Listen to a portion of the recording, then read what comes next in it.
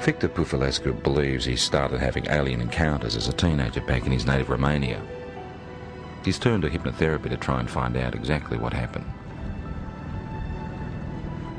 It's like being a good soldier. You just obey orders. This is actually probably the best description of hypnosis process. Loosened limb, deeper sleep. Loosened limb, heavier and heavier. Not a worry, not a care. Deeper, deeper and deeper. Hypnotherapy is a way of allowing us to get into the subconscious mind. The intellectual mind tends to want to control and criticise everything. It's the censor of stuff it doesn't even know about that was in there before we were 3 years old. So by sort of relaxing and sliding across the conscious mind, if you like, we can sort of delve into the unconscious, or to allow what's in the unconscious to find its way out. Oh, I can't move, Frank. Uh-huh.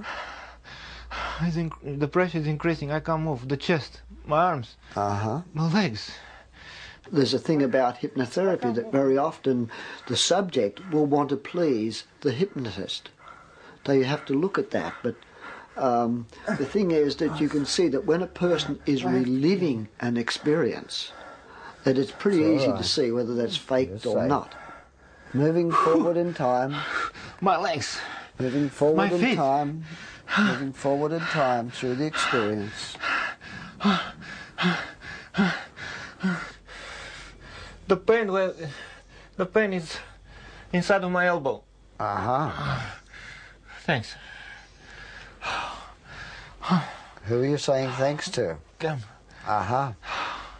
Can you ask them what they're doing? No. It's a test. That's a test. I just know it's a test. They keep me telling, be calm. They're telling you to be calm? Yeah. Uh-huh. Very often the people are quite disturbed about dreams they're having or things they've imagined happen to them. And they often come out of this saying, I'm pleased I'm not crazy, or I'm not mad, or I'm not imagining this.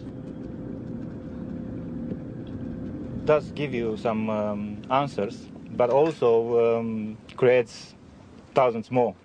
And this is probably the trickiest part. I'm never happy with the answer which I'm getting, and I want more and more and more.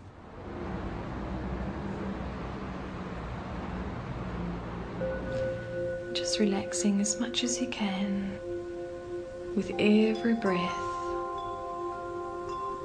Just feeling a sense of calm. From 1992, there was a very strong correlation with awakening psychically and with my healing work to having these experiences. Elizabeth Robinson is a spiritual healer and therapist who says she's been having extraterrestrial experiences since childhood, but is only now starting to accept them. I mean, when they started with me, I thought, my God, this is bizarre. You know, this is crazy. This is in the realm of science fiction.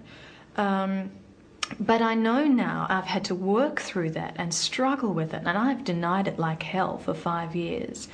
And I can't deny it anymore. Elizabeth says she started seeing creatures like these around her home in Perth in 1992. There were 3 beings standing there.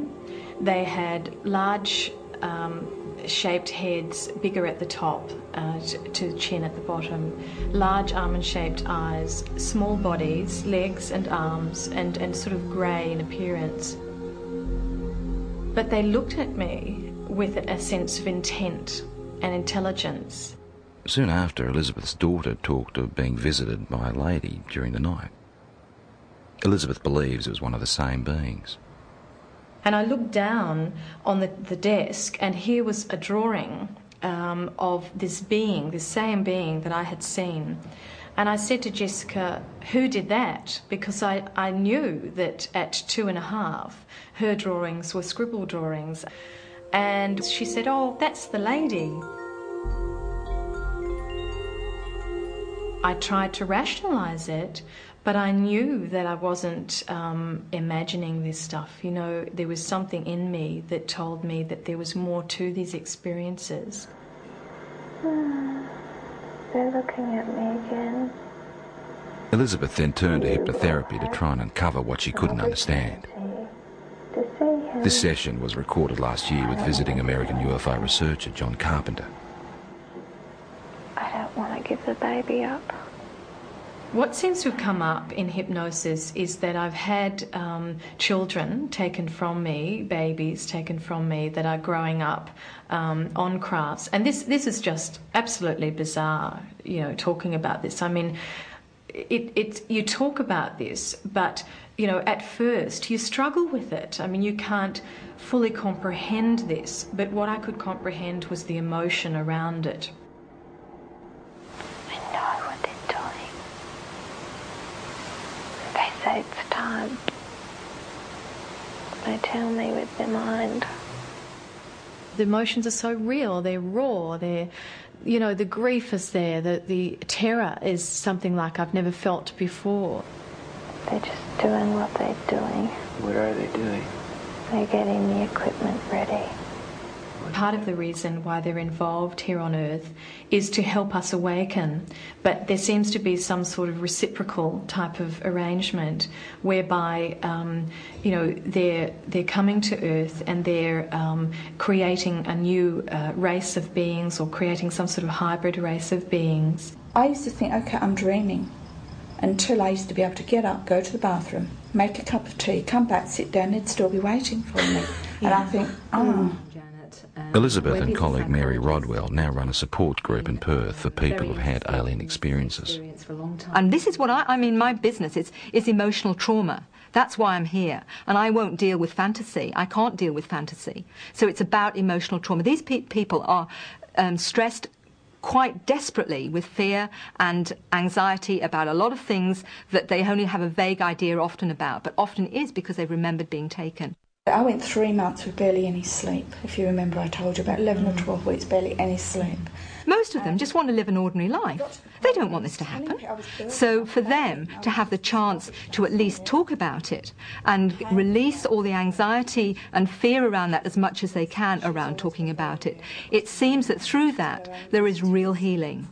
For me, I became very frightened that I would be labelled crazy or, you know, hallucinate, whatever it was, and that I couldn't have somebody to relate this experience to that would honour my experience. Have either Elizabeth has always kept journals about her experiences, which she is now using to write a book.